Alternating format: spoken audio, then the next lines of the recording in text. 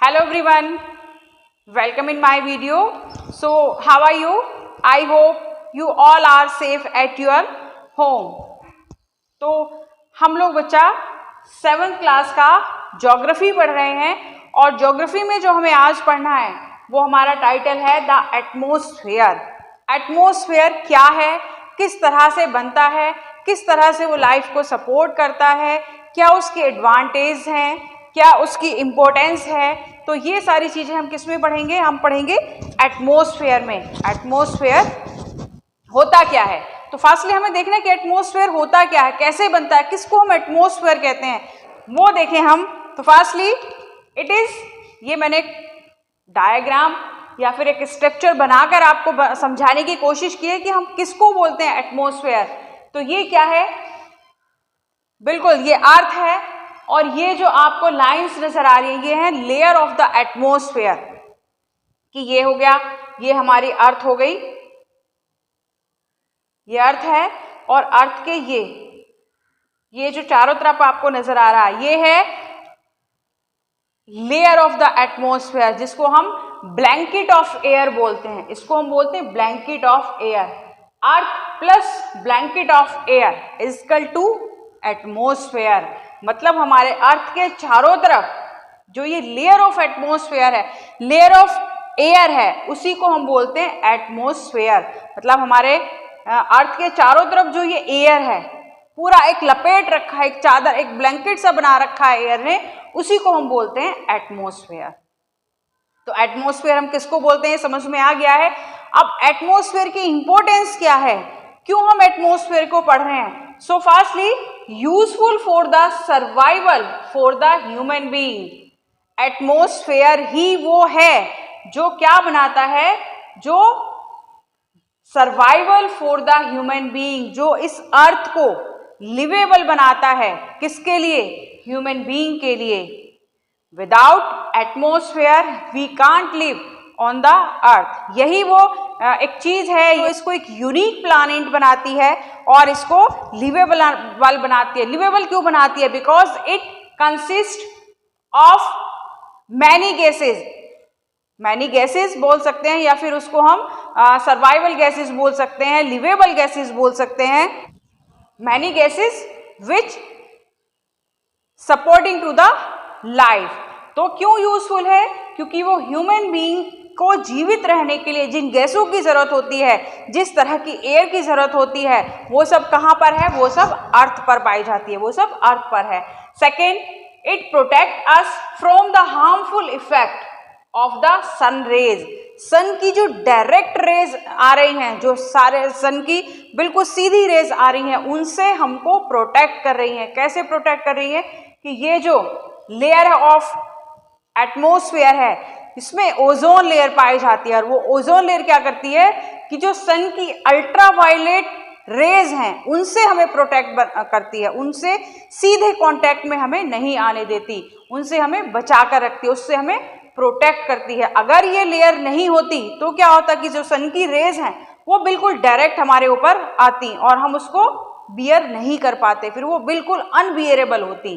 And without the protection of this blanket क्या होता, अगर ये इस तरह का ये ब्लैंकेट नहीं होता, ये जो ब्लैंकेट है एयर का वो अगर नहीं होता तो we would be bake alive by the heat of the sun during the day. तो क्या होता, ये जो सन है, सन की रेज बिल्कुल डायरेक्ट यहाँ पर आती, कोई बीच में कोई बैरियर नहीं, कोई रोक टोक नहीं, बिल्कुल सीधी आती और हम क्या हो जाते, हम बिल्कुल जल भुन जाते, उसमें बिल्कुल जल जाते, भुन जाते, बिल्कुल बेक हो जाते।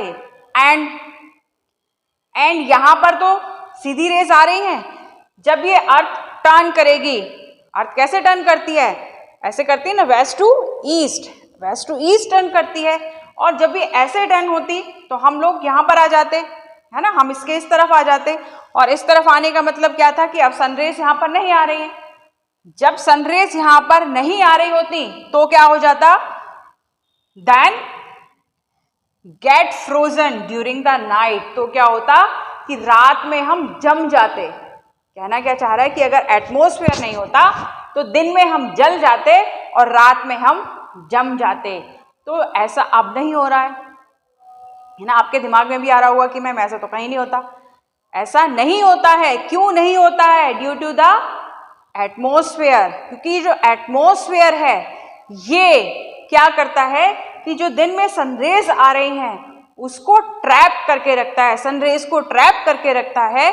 और ट्रैप करने का मतलब है कि वो हम रात को ट्रैप करके रखता है। इसीलिए हमें रात में फ्रोजन वाली ठंड महसूस नहीं होती, क्योंकि ये उसको गर्म रखता है। कौन? एटमॉस्फेयर। उसको टर्न, जैसे ये सनरेज आ रही है तो कुछ ये जो एटमॉस्फेयर लेयर है ये उसको अब्जॉर्ब कर लेती है, कुछ वापस लौट जाती हैं रेज, कुछ उसको एब्जॉर्ब कर लेती है, अंदर ट्रैप कर लेती है, उसको रोक कर रखती है। और उसी वजह से हमें डायरेक्ट सनरेज हमारे लिए हार्मफुल नहीं होती और रात में हम बर्फ की तरह जम नहीं पाते। तो आई होप जो एटमॉस्फेयर की इम्पोर्टेंस है वो आपको समझ में आ गई है। क्यों इम्पोर्टेंस है? फर्स्ट, क्योंकि उसके मतलब एटमॉस्फेयर में लाइवेबल गैसेस हैं जिसमें हम जीवित रहते हैं, like oxygen, nitrogen, like carbon dioxide, जो लिविंग बींग्स के लिए बहुत ज़रूरी हैं, वो पाई जाती हैं। और क्या करती हैं? जो सन की अल्ट्रावायलेट रेज हैं, जो हार्मफुल रेज हैं, उससे हमें प्रोटेक्ट रखती है। एंड थर्ड विज कि वो जो सन की रेज हैं उसको ट्रैप करके रख लेती है, जिसकी वजह से हम दिन में जलते नहीं हैं और रात को हम जमते नहीं हैं। आई होप ये जो एटमॉस्फेयर है वो आपको समझ में आ गया है। और यही वो एटमॉस्फेयर है जो अर्थ को यूनिक प्लैनेट बनाता है। It make the earth is a unique planet और make the earth to livable, जो उसको लिवेबल बनाता है और यूनिक बनाता है। क्लियर है ना बच्चा? आगे चलें? Okay, very good. चलिएगा। So now the composition of the atmosphere. अभी हमने कहा ना कि जो एटमॉस्फेयर है उसमें बहुत सारी गैसेस पाई जाती हैं। वो कंपोजिशन क्या है, क्या क्या चीजें हैं जो उसमें पाई जाती हैं, तो क्या है ये देखिए। इसका भी मैंने एक ये बनाया है स्ट्रक्चर, ये कंपोजिशन बनाया है मैंने। क्या बनाया? Composition of atmosphere. तो ये वाला जो पोर्शन है कितना है? ये 78%। ये जो 78% है वो है नाइट्रोजन, जो बल्क में पाई जाती है। एटमॉस्फेयर में सबसे ज्यादा पाई जाती है नाइट्रोजन, इट इज 78%। और second one is the oxygen, it is 21%। और 21% जो पाई जाती है वो क्या है? वो है oxygen. And other 1% it is the other gases. वो अदर गैसेज हैं, दूसरी थोड़ी छोटी सी अमाउंट में दूसरी गैसेज भी उसमें पाई जाती हैं। सो अगर हम बात करें the air that we breathe, कि वो एयर जिसमें हम सांस लेते हैं, ब्रीथ लेते हैं, तो बताएं उसको क्या कहते हैं? है ना? आंसर वही आएगा कि मैम ऑक्सीजन में सांस लेते हैं हम। जब हम सांस लेते हैं तो हम ऑक्सीजन लेते हैं, और जब हम आउटहेल करते हैं उसको तो हम कार्बन डाइऑक्साइड निकालते हैं, है ना? सबको पता है। बट ये जो ऑक्सीजन है या फिर जिसमें हम ब्रीथ ले रहे हैं वो एक्चुअली में ऑक्सीजन नहीं है, it is the mixture of many gases. जैसे जिसको हम कहते हैं क्या? ऑक्सीजन। आपसे पूछा कि हम सांस किस में लेते हैं? ऑक्सीजन लेते हैं। सो जिसमें हम सांस लेते हैं, जिसमें ब्रीथ करते हैं, वो क्या है? The air that we take while breathing. वो एयर जिसमें हम सांस ले रहे हैं, it is actually a mixture of many gases. अकेली कोई गैस नहीं है, अकेली हवा नहीं है, उसके साथ बहुत सारी दूसरी गैसेस भी हैं। So we can say that is the mixture of gas that we inhale. क्या है वो? नाइट्रोजन, देख लिया हमने, सबसे ज्यादा है 78%। Oxygen 21%। Are two gases which make up the bulk of the atmosphere. ये वो दो गैसेज हैं जो बल्क में पाई जाती हैं। बल्क का मतलब कि ज्यादा अमाउंट में पाई जाती हैं। कौन सी? Nitrogen and oxygen. And carbon dioxide, helium, ozone, argon and hydrogen. ये जो अदर गैसेस हैं, ये भी गैसेस एक लेसर अमाउंट में पाई जाती हैं, मतलब बहुत कम मिनिमम अमाउंट में पाई जाती हैं, लेकिन पाई जाती हैं। और इसके अलावा tiny dust particles, water vapours are also present in the air.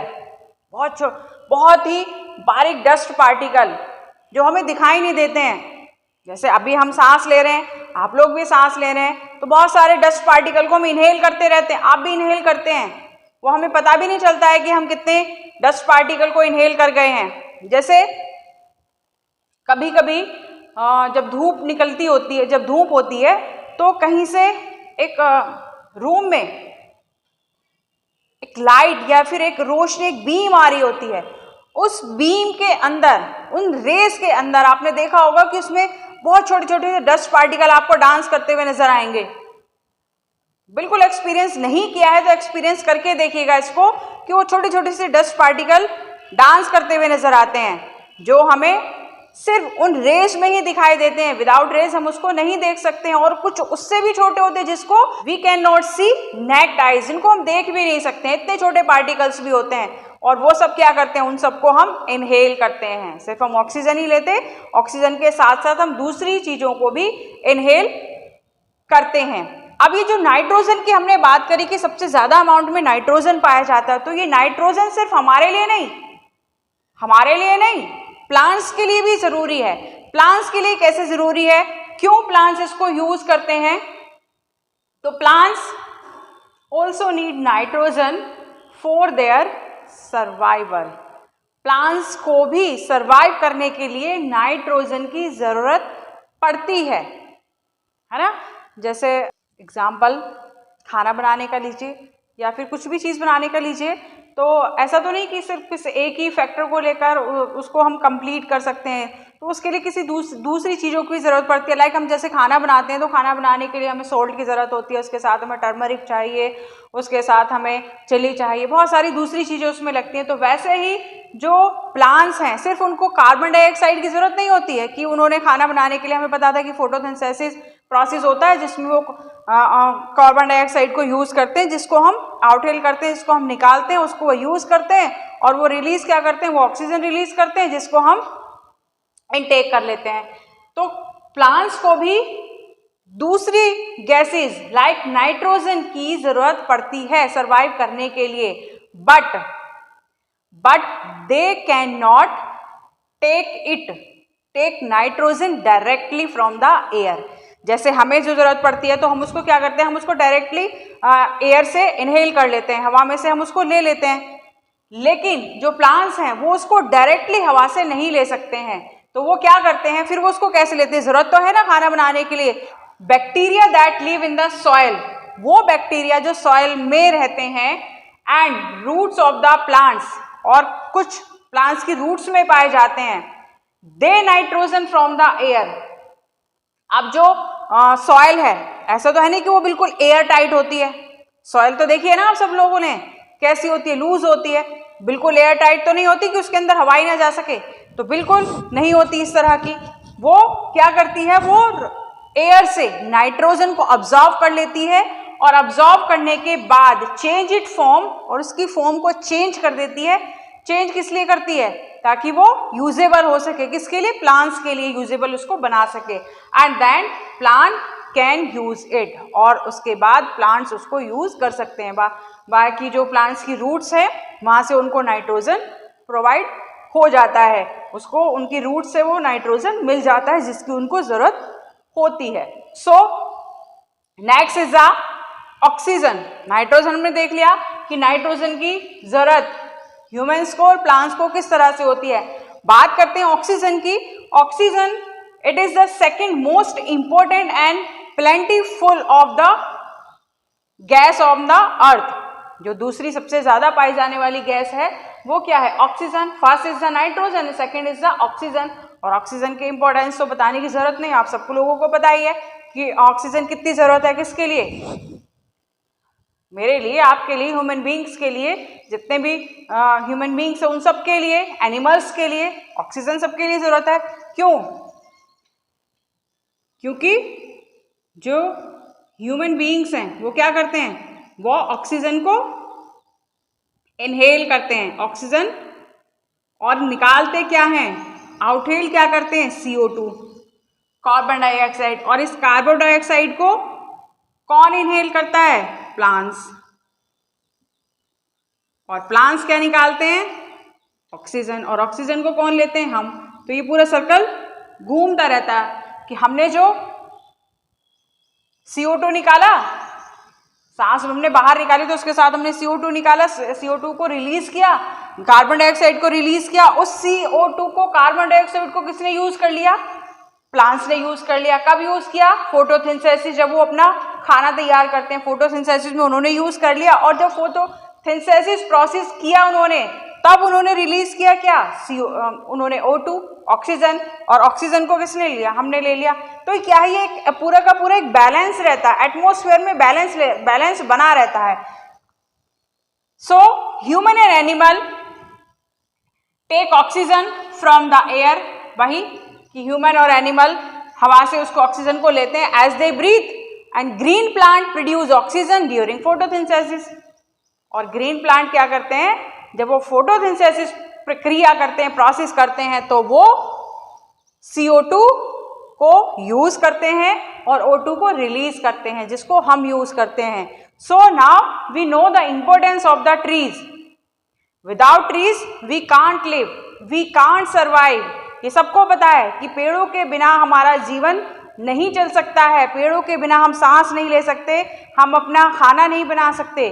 तो without plants we can't survive on the earth. तो इससे क्या समझ में आया कि हमें क्या करना है, हमें प्लांट्स को बचाना है। बहुत रेकलेसली उनको काटा जा रहा है, बहुत ज़्यादा डिफोरेस्टेशन हो रहा है, बहुत ज़्यादा उनको अंधाधुंध काटा जा रहा है। तो हमें क्या करना है, प्लांट्स को बचाना है और प्लांट्स को ज़्यादा से ज़्यादा लगाना है। हर स्टूडेंट्स को 1-2 प्लांट्स जरूर लगाना चाहिए। So now we know the importance of the plants. And other one gases, it is the carbon dioxide. और कौन सी गैसेज प्रेजेंस है एटमॉस्फेयर में, it is carbon dioxide. Another important gas, it is carbon dioxide, which is green plant use carbon dioxide to make their food and release oxygen. बताइए हमें कि वो carbon dioxide लेते हैं और ऑक्सीजन को रिलीज कर देते हैं। So the amount of carbon dioxide release by human and animal seem to be equal to the amount used by the plant, which make a perfect balance।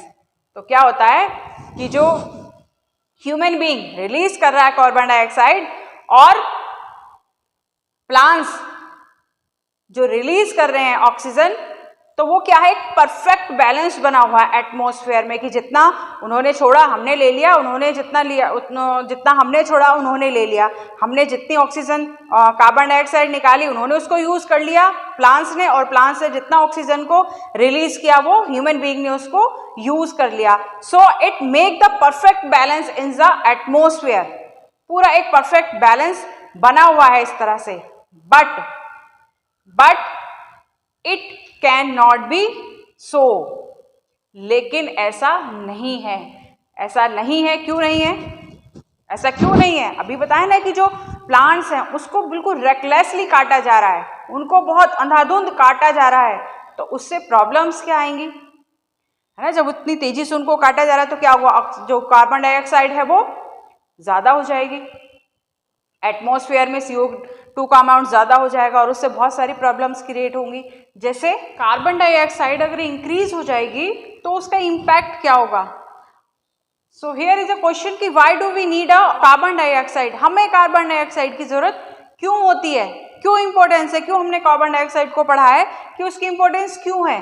So it creates green house effect, it's create green house effect. कौन सा green house effect, हमने पढ़ा था ना कि ये अर्थ है और अर्थ के यहाँ पर कौन है, एटमॉस्फेयर की लेयर है, और एटमॉस्फेयर की जो लेयर है वो क्या करती है, जो सन की रेज हैं उसको ट्रैप्ड कर लेती है, यहाँ पर उसको ट्रैप्ड कर लेती है, और ट्रैप्ड करने की वजह से ये उसने इसको ट्रैप कर लिया है, सन रेज को ट्रैप करने की वजह से क्या होता है कि दिन की जो गर्मी है या दिन में हम बहुत ज़्यादा हीट को अनबियरेबल जो हीट है उसको महसूस नहीं कर पाते, और वैसे ही जो रात में जमा देने वाली ठंड है उसको हम फील नहीं कर पाते हैं। सो इसकी जो इम्पोर्टेंस है कि ये जो कार्बन डाइऑक्साइड है ये इसको रेडिएशन को, हीट की जो रेडिएशन है उसको ट्रैप करके रखती है, उसको यहाँ पर पकड़ कर रखती है, उसको बाहर नहीं निकलने देती। यहाँ से बाहर नहीं निकलने देती तो क्या होता है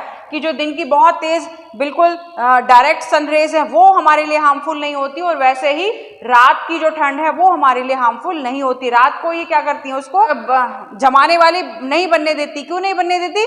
क्योंकि अभी भी इसने ट्रैप करके रखा हुआ है किसको, जो दिन में इसने हीट को ऑब्जॉर्व किया था, सन से जो हीट को ऑब्जॉर्व किया था उसको स्टोर करके रखा हुआ है, और उसी की वजह से हमें रात को जमा देने वाली ठंड नहीं होती है। So it creates green house effect. यही ग्रीन हाउस इफेक्ट है, इसी के लिए इसकी इंपॉर्टेंस है, इसी के लिए हमें इसकी जरूरत होती है। किसकी? CO2 की।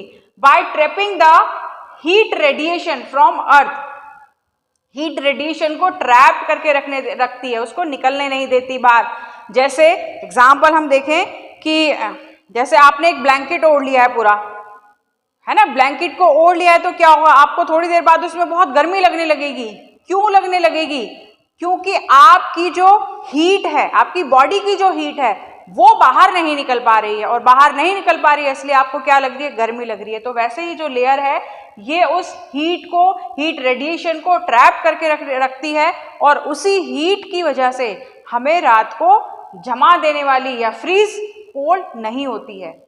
अर्थ एटमॉस्फेयर बिकम लिवेबल, और उसी की वजह से जो अर्थ का एटमॉस्फेयर है वो लिवेबल बनता है कि ना तो हमें दिन में जला देने वाली गर्मी लगती है और ना ही हमें रात में जमा देने वाली ठंड लगती है। तो ये तो अच्छी बात है ना। अभी तो हमने कहा था कि अगर इसकी अमाउंट ज़्यादा हो जाए तो इम्बैलेंस हो जाए तो इट इज़ हार्मफुल।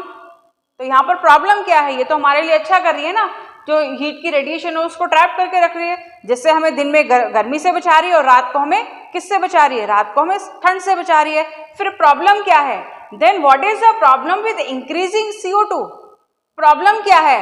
प्रॉब्लम क्या है? प्रॉब्लम ये है कि जब चीज़ें इम्बैलेंस हो जाती हैं, अगर चीज़ें बैलेंस में चलती रहें, लाइक आपने खाना बनाया और खाने में नमक बहुत ज़्यादा हो गया, तो आप उसको खा पाएंगे? नहीं खा पाएंगे, क्योंकि वो खाने लायक होगा ही नहीं। और अगर वो बैलेंस में है तो वेल एंड गुड, सब लोग उसको खाएंगे। तो वही कि इंक्रीज हो जाती है, ज़्यादा हो जाती है। अगर वो इम्बैलेंस हो जाता है, डगमगा जाता है कि एक चीज़ तो बहुत कम हो गई और दूसरी बहुत ज़्यादा बढ़ गई, उससे प्रॉब्लम क्रिएट होती है। कैसे होती है? When its level in the atmosphere increase due to the factory smoke, car fumes and the burning of the fossil fuel. इन सब चीज़ों से, आज पता है ना कि एक एक घर में 4-4 कार्स हैं, बहुत ज़्यादा इंडस्ट्रीज सेटअप हो रही है, इंडस्ट्रियलाइजेशन के बाद बहुत ज़्यादा इंडस्ट्रीज बन रही हैं। तो क्या हो रहा है इससे? जो इंडस्ट्रियलाइजेशन हो रहा है, फैक्ट्रियों से निकलने वाला जो धुआं है, जो कार्स हैं, बाइक्स हैं, व्हीकल्स हैं, उनसे निकलने वाला धुआं, फॉसिल फ्यूल्स हैं उनसे निकलने वाला धुआं, तो उससे क्या हो रहा है? उससे जो CO2 का लेवल है वो इंक्रीज होता चला जा रहा है। और इंक्रीज होने का मतलब क्या है कि अगर वो इसी तरह से इंक्रीज होता रहा तो एटमॉस्फेयर में क्या होगा? हीट का लेवल बढ़ जाएगा। जैसे अगर आपके जो पेरेंट्स हैं, शायद आप लोगों ने तो इसको एक्सपीरियंस नहीं किया हो, लेकिन आपके पेरेंट्स बता सकते हैं आपको कि 10 साल पहले गर्मियों में उतनी ज़्यादा गर्मी नहीं होती थी जितनी अभी हो रही है। गर्मी में जितनी ज़्यादा गर्मी अब है वो 10 साल पहले, 20 साल पहले उतनी गर्मी नहीं हुआ करती थी। क्यों नहीं हुआ करती थी? कि चीज़ें बैलेंस में थी। अब क्या है कि इन सब चीज़ों के यूज करने से, ज़्यादा यूज करने से जो लेवल ऑफ कार्बन डाइऑक्साइड है वो इंक्रीज हो रहा है, और उससे एटमॉस्फेयर में हीट, गर्मी बढ़ती जा रही है। तो अगर इस तरह से जो हीट इंक्रीज होती जा रही है तो उससे क्या होगा? Amount of heat retain also increase. Atmosphere में हीट इंक्रीज होती जा रही है, उससे क्या होगा? Earth temperature increase. अर्थ का जो टेम्परेचर है वो लगातार क्या होगा? इंक्रीज होता चला जाएगा। अगर हम इसी तरह से पेड़ पौधों को काटते रहे और इसी तरह से सारी चीज़ों को गलत तरीके से यूज़ करते रहे तो क्या होगा, अर्थ का टेम्परेचर लगातार इंक्रीज होता चला जाएगा और उससे बहुत ज़्यादा ग्लोबल वार्मिंग की प्रॉब्लम आएगी। अब ये ग्लोबल वार्मिंग की प्रॉब्लम क्या है, किस तरह की प्रॉब्लम्स आएंगी? जब हीट बहुत ज़्यादा बढ़ती जाएगी, गर्मी बढ़ती जाएगी तो क्या होगा कि जो हमारी स्नो कैप्स हैं, ग्लेशियर हैं, वो मेल्ट होना शुरू हो जाएंगे, है ना।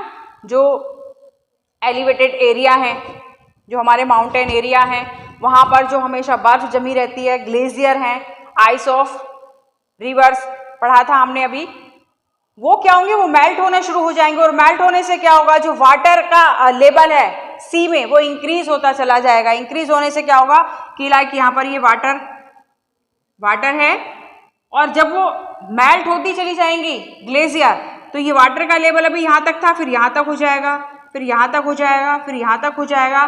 तो यहाँ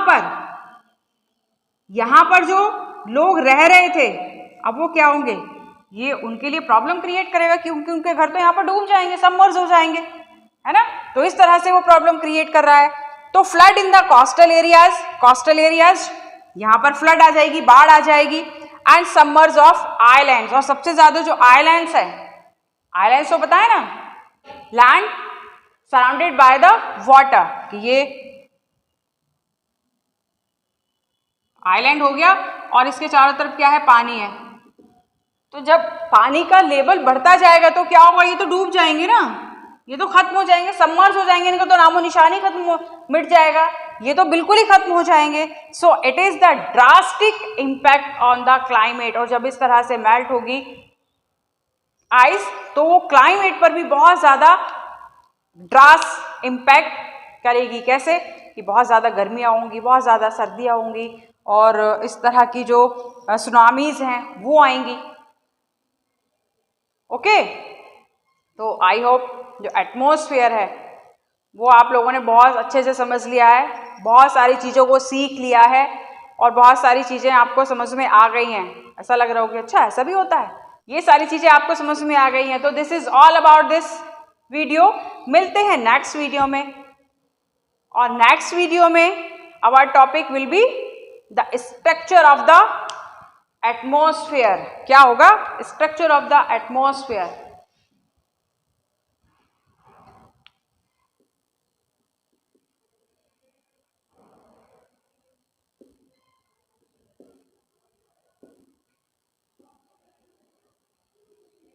स्ट्रक्चर ऑफ एटमॉस्फेयर, और स्ट्रक्चर ऑफ एटमॉस्फेयर में हम क्या देखेंगे, उसमें हम देखेंगे लेयर ऑफ द एटमॉस्फेयर। कितनी लेयर है, 5। एटमॉस्फेयर की 5 लेयर है। उन 5 लेयर्स को हम अच्छे से पढ़ेंगे नेक्स्ट वीडियो में, उनके इंपॉर्टेंस पढ़ेंगे। Till then stay home, stay safe, keep connected, keep learning. Thank you very much.